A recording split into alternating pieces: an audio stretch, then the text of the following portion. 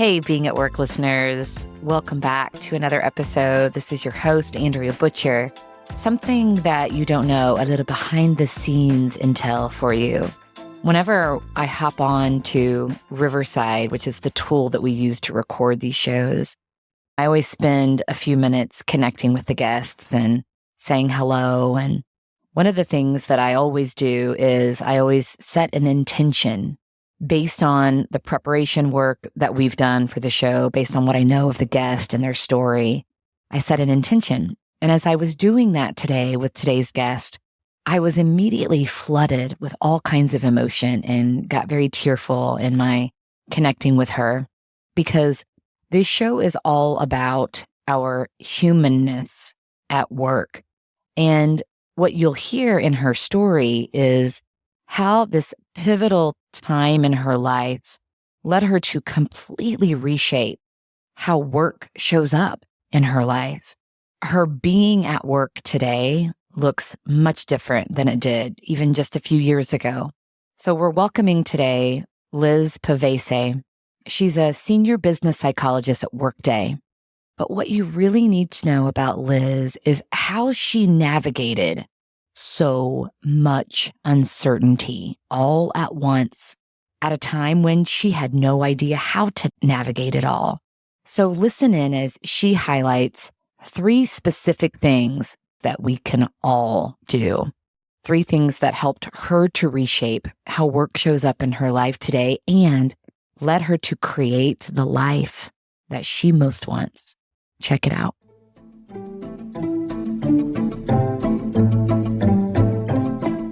Liz, welcome to the show. Thank you so much for having me. I'm so excited to be here with you today. I have high hopes for this. I think this is going to be so good and so resonate with so many people. So give us some context. Tell me a little bit about the journey that got you where you are today. The word that comes to my mind when I think about my career journey, but I guess that kind of speaks to me in my life, is I'm a builder.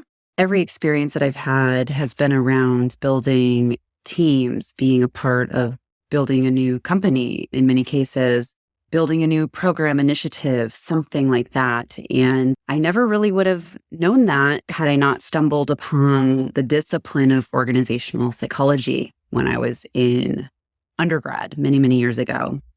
And so with every step along the way, career-wise, I was always looking for ways to really capitalize on this spark that was ignited in me back in the day when I was exploring all fields of psychology, where I found psychology applied to the workplace and started to think about, wow, if we spend 70, 80, sometimes 90% or whatever that balance is, we spend a lot of time at work in the pursuit of work, in the pursuit of something that's, impactful, meaningful, in whatever way that means for you, better be a really damn good experience. And so I think everything that I have chosen as my career has twisted and turned has been about how can we build for better, build for making work a great place for everyone to be, regardless of your relationship with work. You are a builder.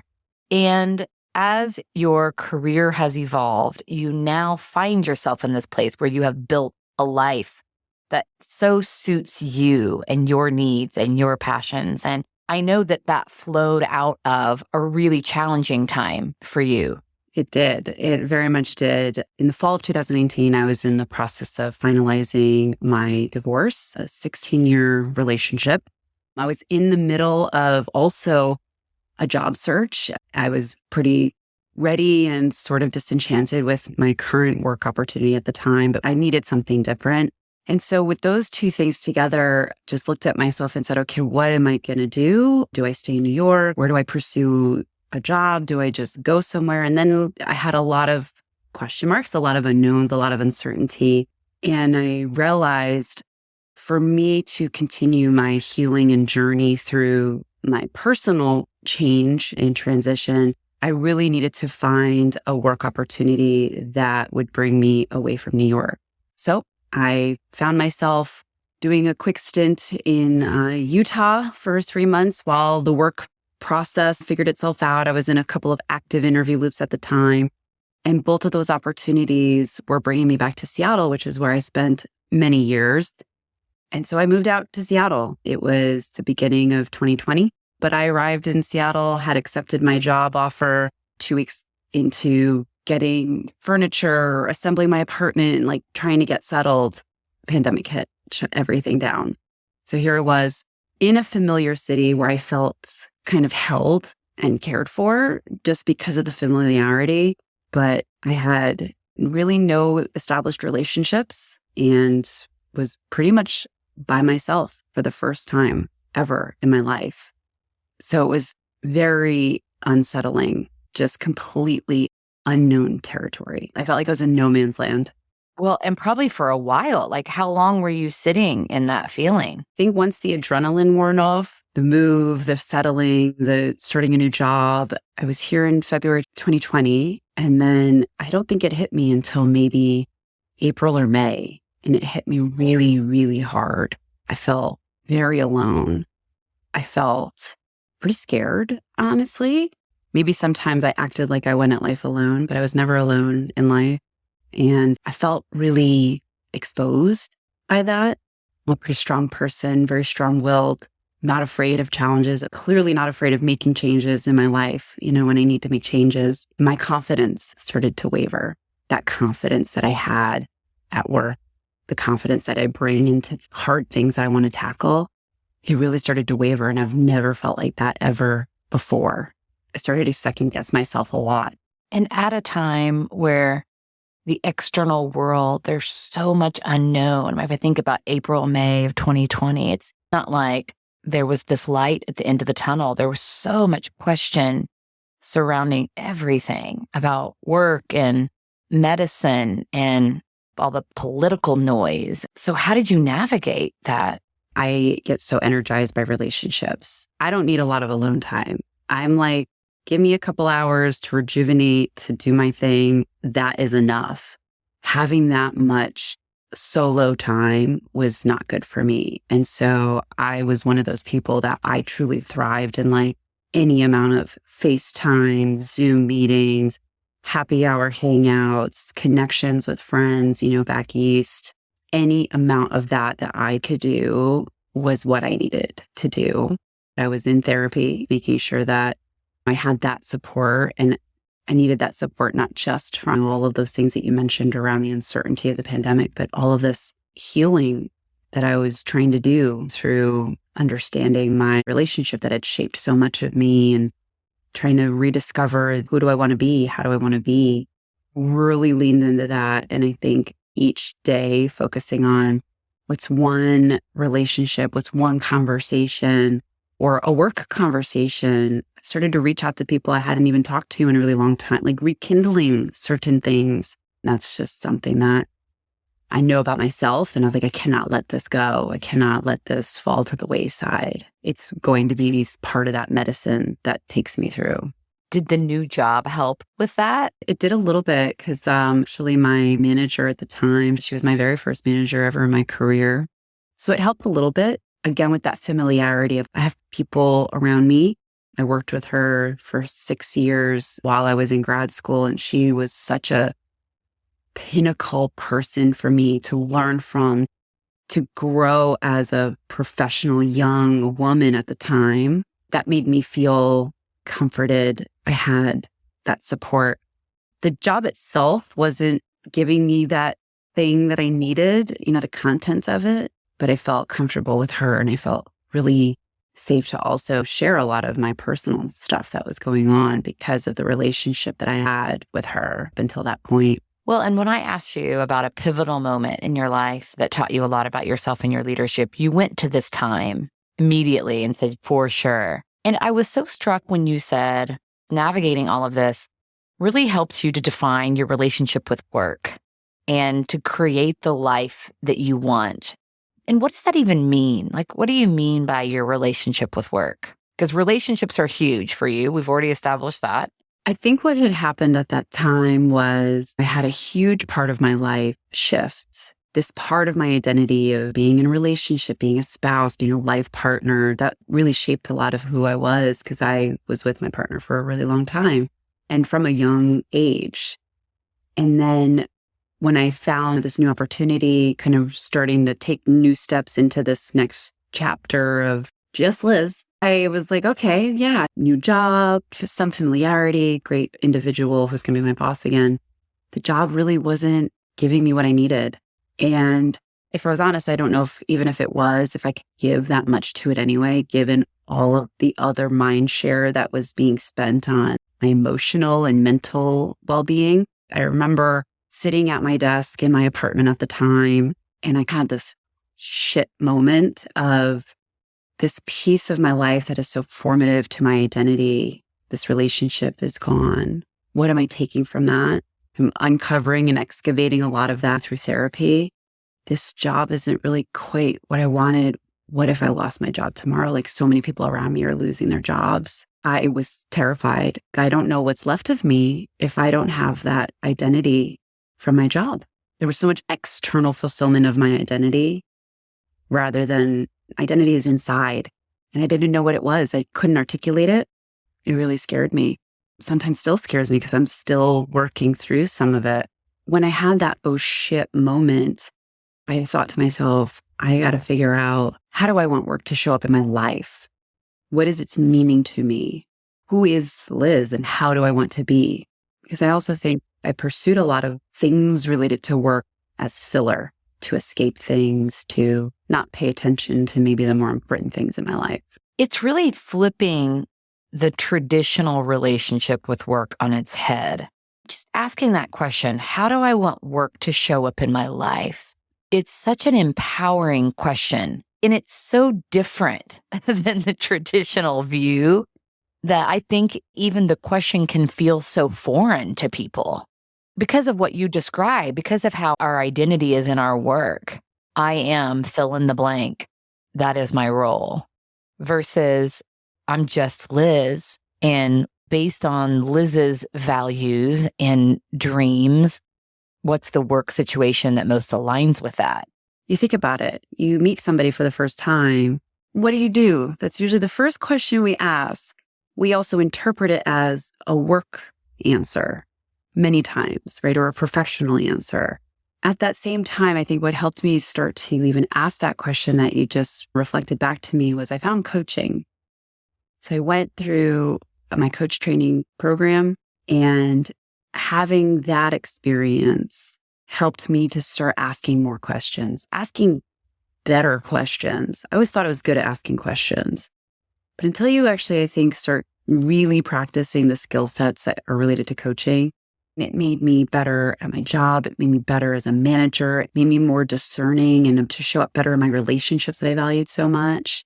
Finding coaching really helped me really start to think about and build more tools in my toolbox to start to understand how to go about answering that question. Yeah, I remember when we were talking previously, you were telling me about what coaching started to unlock for you. And you said, I felt like suddenly I knew something new.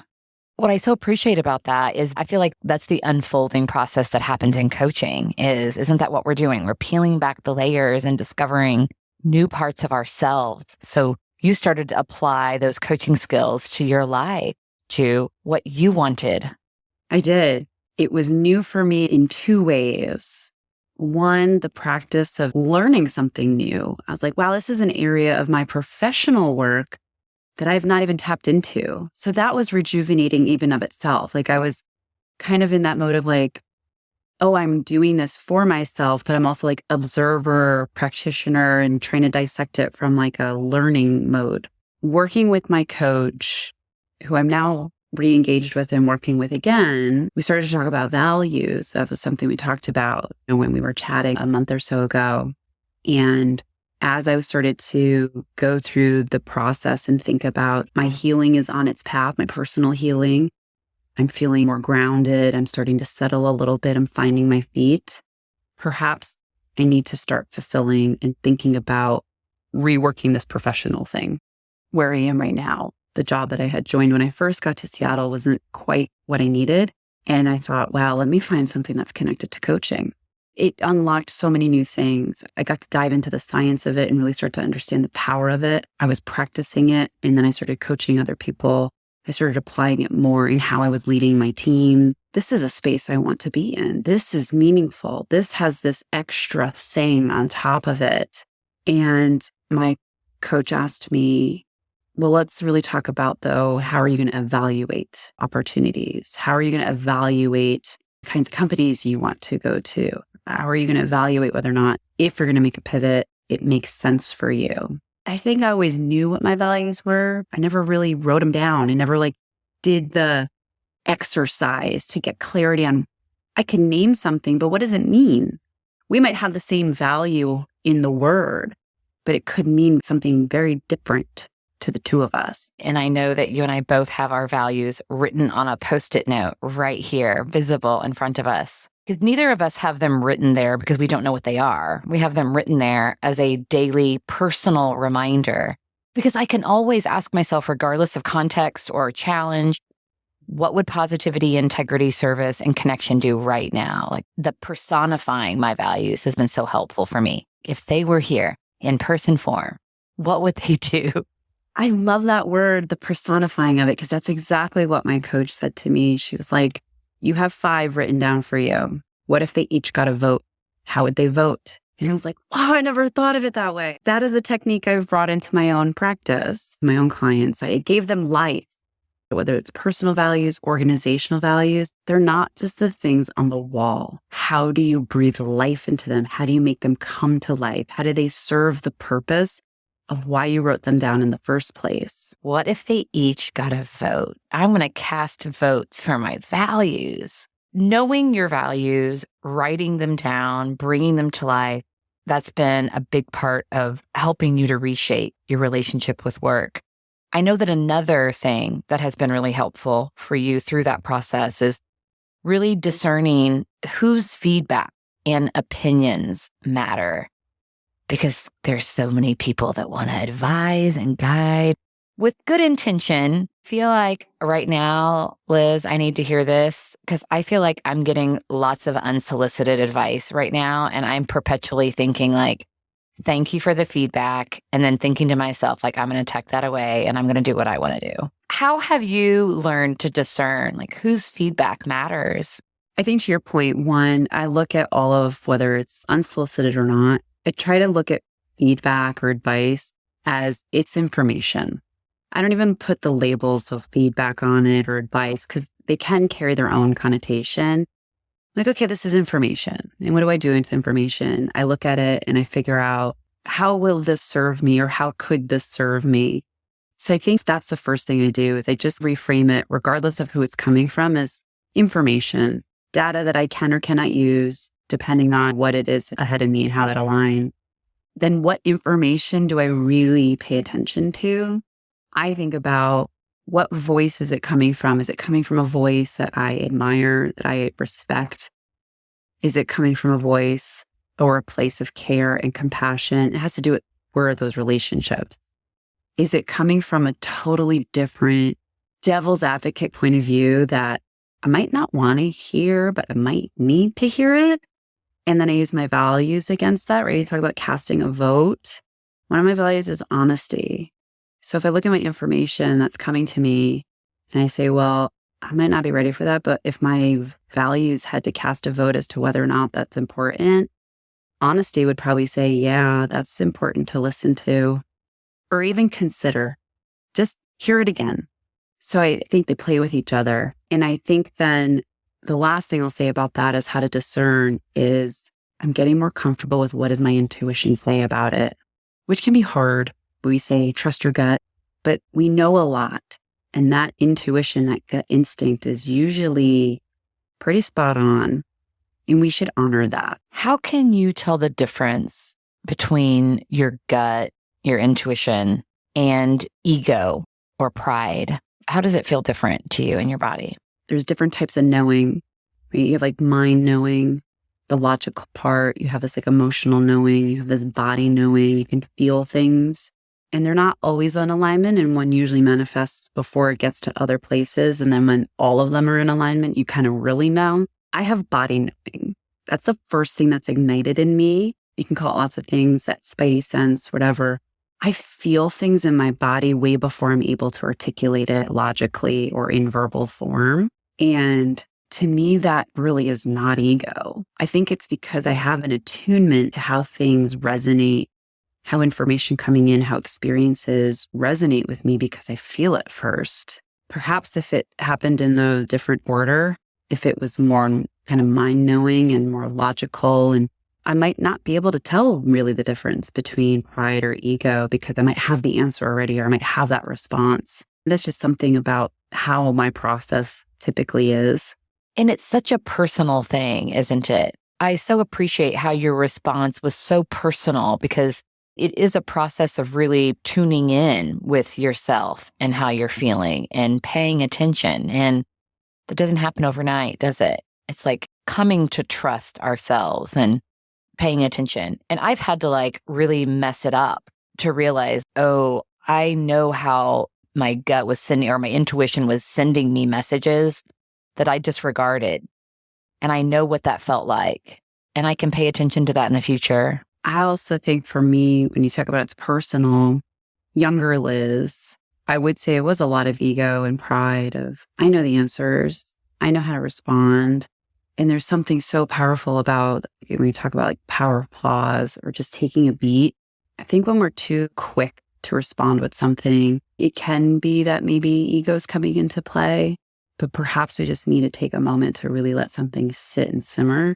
And I think I like to listen more. And it's not just listening to other people or allowing information to come in. It's just listening to myself and listening to this information that's happening in here. It's so funny that you say this because I just a minute ago, I was feeling like I really appreciated the cadence of our conversation. It feels very thoughtful. And even I think historically as a podcast host, I've been like, oh, there can't be any white space. There can't be any dead space.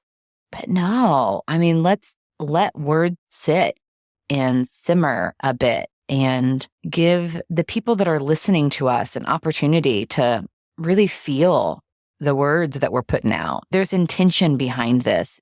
We're not just showing up doing this for the fun of it, but we both have whys that matter to us, honoring that and giving it the space that it deserves. When you can take a breath and you can let something sit, that's actually where we absorb and we learn. And that it's not awkward. It's actually really, really valuable. So now let's just have a lot of awkward silence. Of course, I can make it awkward unnecessarily. The body knowing and considering the relationship and intuitively, how do I feel about this person and this feedback that I'm being given? So there's one final thing. So 3 things that helped you to reshape your relationship with work. We talked about the values. We talked about being careful about whose feedback and opinion you're taking on. The third thing that you shared with me previously is how you have reframed success and failure.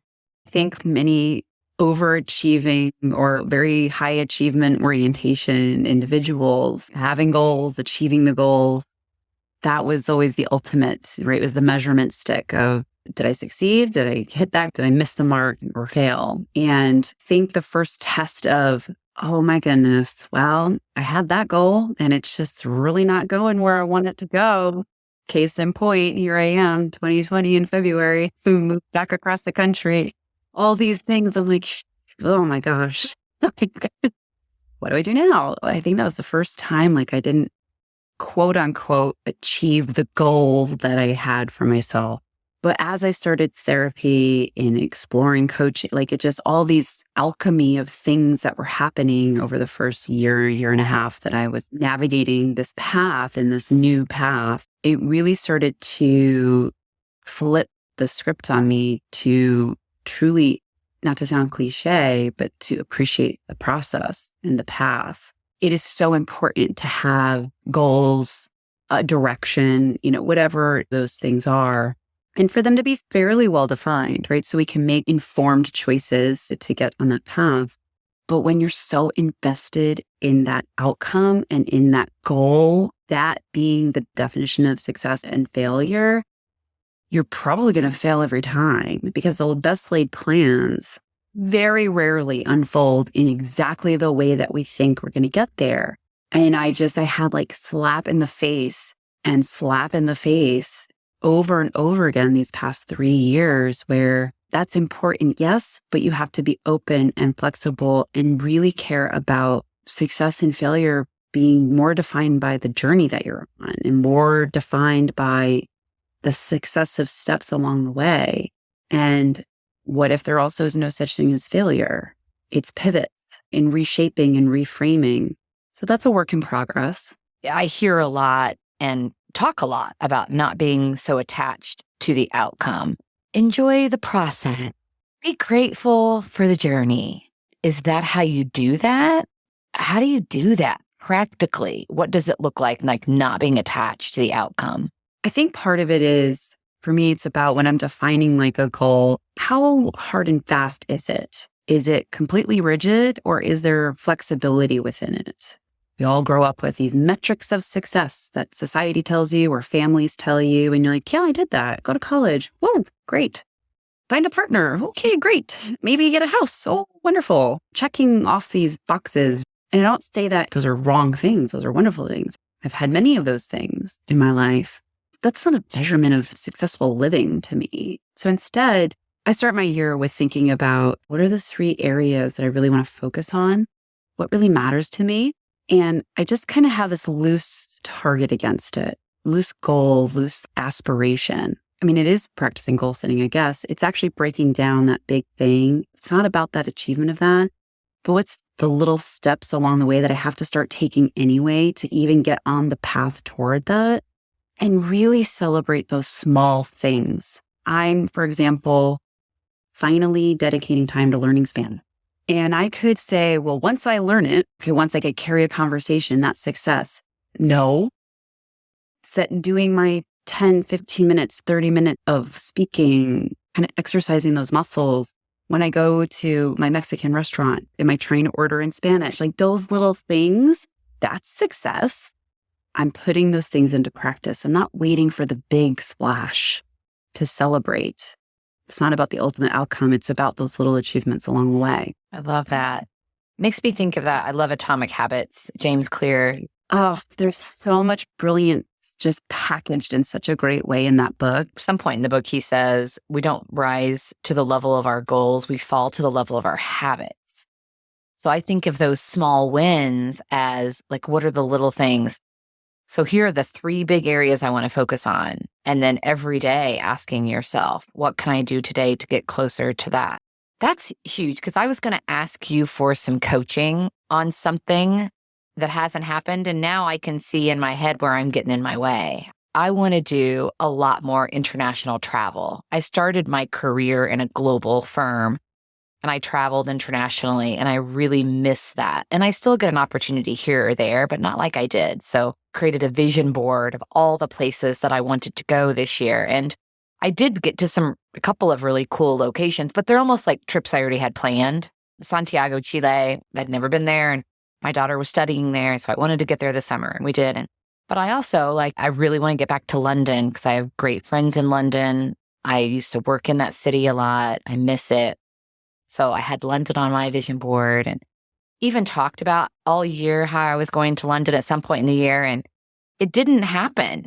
And so I'm finding myself a little bit like, where did I go wrong? Like, why did that not happen? And so first of all, I wasn't really focused on it. I had so many things that were vying for my attention.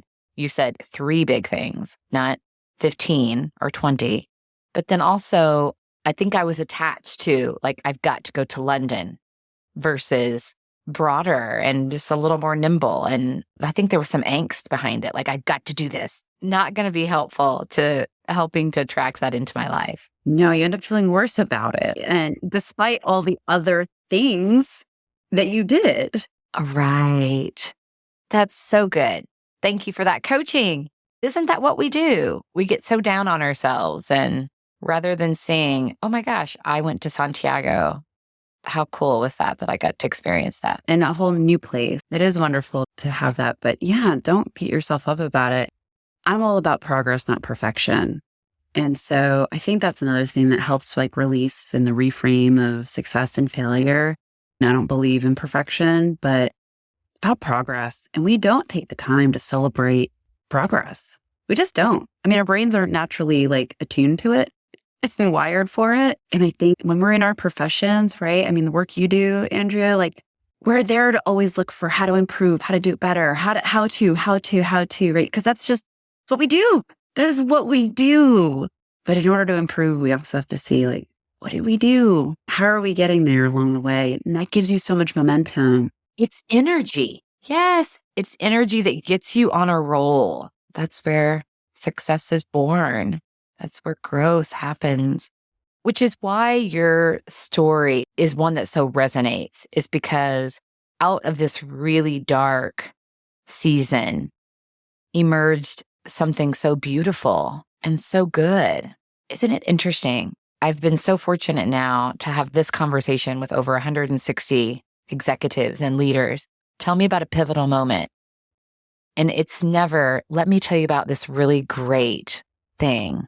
Usually comes out of a lot of hardship. It is the shit of life that teaches us. That's where the growth happens. So thank you for being so vulnerable. Thank you for reminding us of the power in having your values, having something to cast a vote for, knowing who to let speak into your life and how best to discern when it's the right message. It's something you really need to hear. And then reframing, how powerful our minds are, that we make the meaning. We make the meaning of it all, don't we? Gosh, that's so empowering. Any story, I can tell it however I want to tell it. I get to make the meaning of it. Let me thank you, and just having the opportunity to talk, connect, share both our stories. I'm so grateful to have learned so much about you as well in this conversation. I'll tell our listeners that before we hit record, when we were sharing our intentions for this conversation, I immediately had all this emotion well up. And I so trust that. I know we're on to something, that this is valuable. It's real. Yeah, thank you. Thank you for sharing your heart. I so appreciate you. If our listeners want to connect with you, where's the best way to find Liz? On LinkedIn, I think where most other people go, but that is where you can find me, Liz Pavese. Awesome. Thank you, my friend. Thank you for joining us for this episode. Please subscribe wherever you listen to your podcast to never miss a Being at Work story.